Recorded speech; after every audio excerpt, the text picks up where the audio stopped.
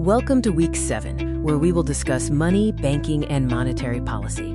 We will explore the role of money, the banking system, the Federal Reserve, and the concepts of inflation versus deflation. Money is crucial for facilitating trade, saving, and investment.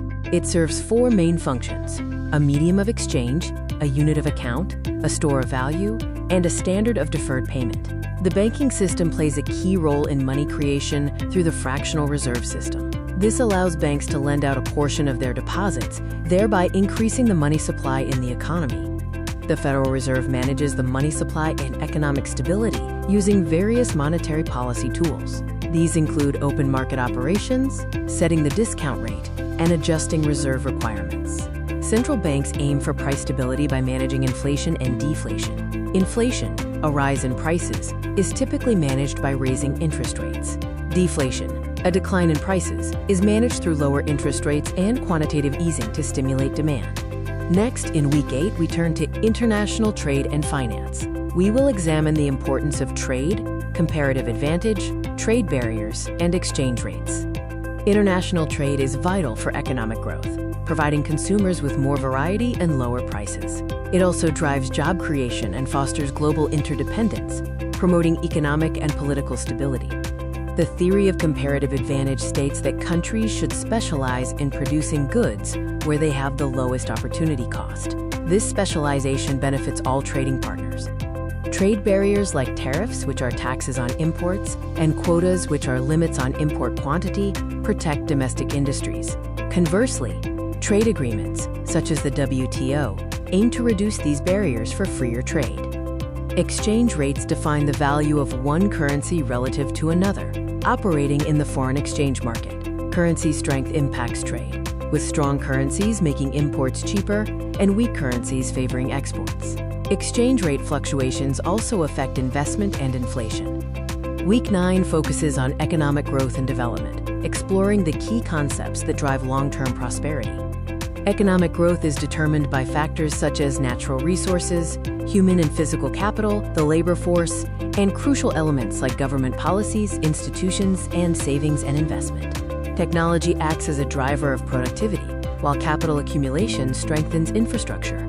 Human capital and innovation, driven by R&D, are key multipliers of economic growth. Developing countries face challenges to growth, including political instability, poor infrastructure, and lack of human capital.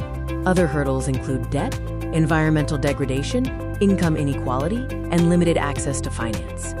Economic development is measured by indices such as the Human Development Index, which considers life expectancy, education, and income. The Gini coefficient measures income inequality. Other measures include gross national happiness and the Multidimensional Poverty Index. Week 10 is dedicated to environmental economics. We will cover the economics of natural resources, sustainable development, climate change, and various market-based solutions. Key concepts in the economics of natural resources involve distinguishing between renewable and non-renewable resources. We must address efficient resource allocation, market failures due to externalities, and the challenges of the tragedy of the commons. Sustainable development is defined as meeting present needs without compromising the future. This requires balancing economic, environmental, and social goals. Policies, alongside models like the environmental Kuznets curve, are essential for environmental protection. Climate change significantly impacts global economies through disasters and productivity loss. Economic responses include carbon pricing, such as taxes and cap-and-trade systems, international agreements like the Paris Agreement, and dedicated climate finance.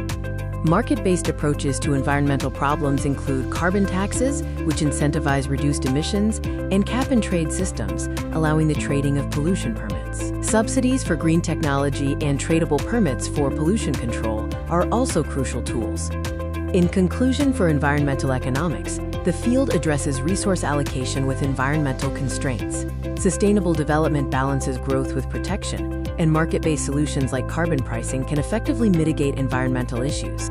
Week 11 examines labor markets and income distribution. We will explore labor supply and demand, wage determination, income inequality, and policy solutions.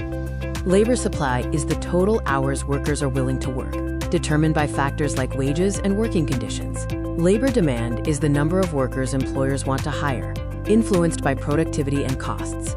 Equilibrium occurs where supply meets demand. Wages are determined by market supply and demand. Labor unions influence wages through collective bargaining, which can raise wages but may also reduce employment opportunities. Income inequality is the unequal distribution of earnings, caused by factors such as education gaps and globalization. Wealth inequality refers to the unequal distribution of assets. The Gini coefficient is used to measure income inequality. Policies to address income inequality include progressive taxation, minimum wage laws, and expanding access to education and training. Social safety nets, like welfare and healthcare, also play a vital role. Week 12 is dedicated to a comprehensive review of the course and the final exam. We will review key principles in both microeconomics and macroeconomics. Key economic principles reviewed include scarcity and opportunity cost, supply and demand, elasticity, and market structures, such as perfect competition and monopoly. The review continues with gross domestic product, unemployment and inflation, fiscal and monetary policy, and international trade with comparative advantage. Microeconomics review focuses on consumer behavior, production and costs, and market efficiency, including the government's role in correcting market failures. Macroeconomics review covers aggregate supply and demand, business cycles, economic growth, and the government's role in stabilizing the economy through policy.